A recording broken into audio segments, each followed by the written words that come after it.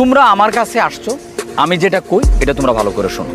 তোমরা যদি আমার কথা না শোনো, একজন আরেকজনের পুকের মধ্যে আঙ্গুল দাও, তাহলে তো আমি বিচার করতে পারবো না।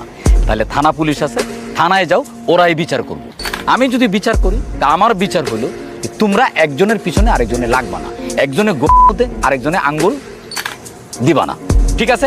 যদি না শোনো তাহলে তোমরা যাও, আমি তোমাদের মধ্যে নাই। হয় আমার লাইন কাটা দেয়। আকবর, ও যে তোমার লাইন কাটে, এটা তুমি দেখছো? তোমার কাছে কোনো প্রমাণ আছে? দেখলে তো ধইরা ছিঁড়া ফালাইতাম।